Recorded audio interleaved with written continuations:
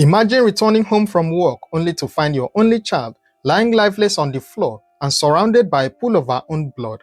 This is the nightmare that Mrs. Yemisi Ajayi lived through on October 4th, 2018. But if you think that was the end of this heartbreaking story, you are completely wrong. What happened 3 years later would make you wonder who could be so evil to destroy an entire family in such a cruel way. This is one of the most painful unsolved cases in Nigerian history, a case that reminds us that sometimes justice remains out of reach no matter how much we cry for it. On that terrible Thursday evening in October 2018, Mrs. Yemisi Ajayi left her home in Akure, Ondo State, Nigeria, to go to work. Her 20-year-old daughter, Fiona Oluwaseun Ajila, stayed back at home. Oluwaseun, who was also known as Fiona among her friends, was a beautiful young woman with her whole life ahead of her. She was a model and had just graduated from Adeyemi College of Education, Ondo, where she studied biological science. Her convocation ceremony was scheduled for the following week,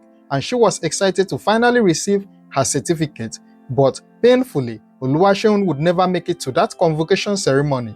When Mrs. Ajayi returned home, hours later, she walked into a scene that would haunt her for the next 3 years. Her only daughter was lying motionless on the floor with several wounds on different parts of her body.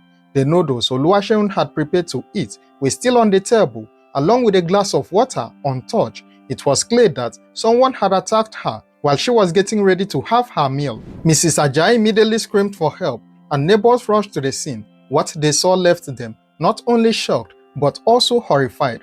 Oluwaseun had been stabbed multiple times. There were stab wounds on her neck, her stomach, and close to her private part. Even more disturbing was the fact that she was on her menstrual flow when she was attacked. Evidence found in the room showed that she had fought desperately with her killer. A knife, believed to have been taken from the kitchen, was found in the room. Under the mattress, investigators discovered a blood-stained underwear and a menstrual pad. As the police began their investigation, all eyes turned to one person, Oluwaseun's boyfriend, Ebenezer Adedimola. Mrs. Ajayi did not waste any time in pointing fingers at him. She told police that she strongly suspected him because of the events that happened on the morning of the attack. According to her, Ebenezer had called her multiple times that morning, asking about her whereabouts. She believed he was trying to find out if she was away from home so that he could carry out his evil plan against her daughter. But why was Ebenezer suspected of hurting Oluwaseun? The answer lies in the troubled nature of their relationship. According to family sources, Oluwaseun was a virgin and had made it clear to Ebenezer that she wanted to remain so until they got married. But Ebenezer was not patient. He constantly pressured her for intimacy, and this caused serious problems between them. The situation became so bad that Mrs. Ajayi had to step in and speak to Ebenezer directly. She told him to stop troubling her daughter and to exercise patience until they were eventually married. For a while, it seemed like Ebenezer agreed.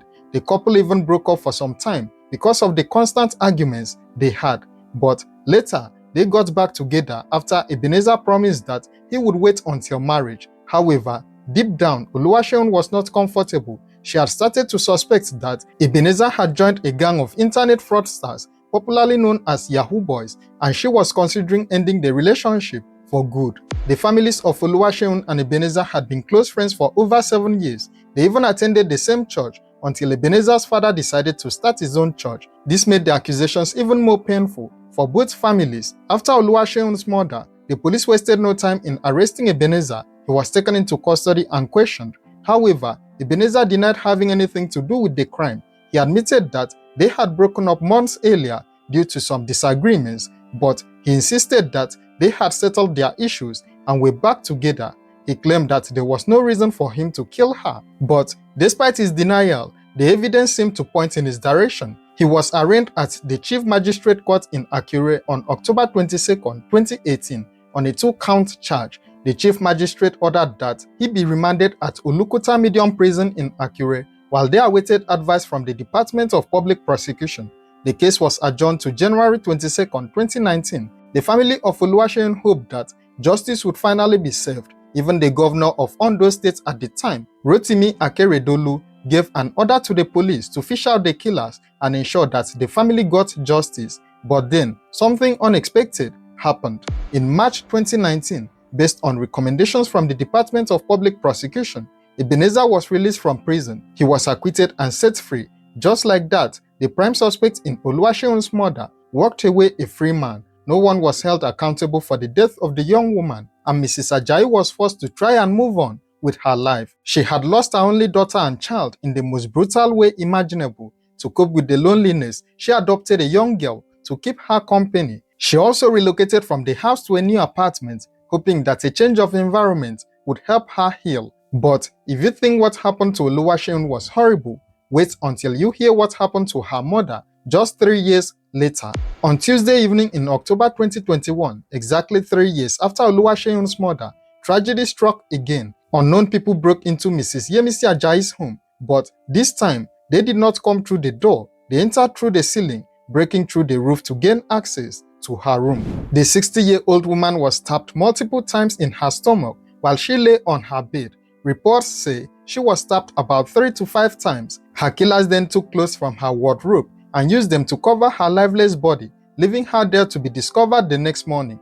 It was the young girl Mrs. Ajayi had adopted who found her. The girl woke up early in the morning and went to Mrs. Ajayi's room for their usual morning prayers. When she did not get a response, she became worried and started searching. That was when she made the horrifying discovery. Mrs. Ajayi was lying in a pool of her own blood and her body wrapped in her own clothes. The girl immediately raised the alarm and neighbors rushed to the scene. Everyone was in shock. How could this happen again? First, it was the daughter, and now the mother. Both of them had been stabbed to death in a similar manner.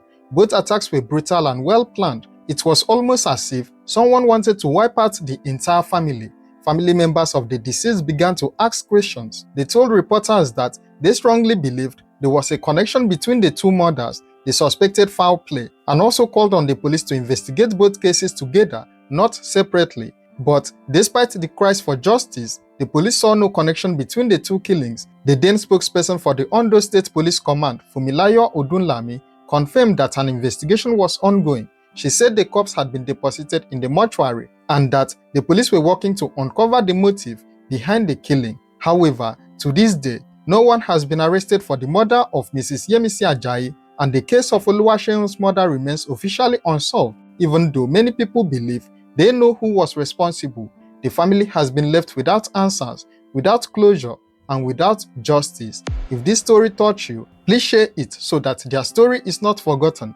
Drop your thoughts in the comments below, and do not forget to like this video, share it with friends, and also subscribe to this channel for more true crime stories.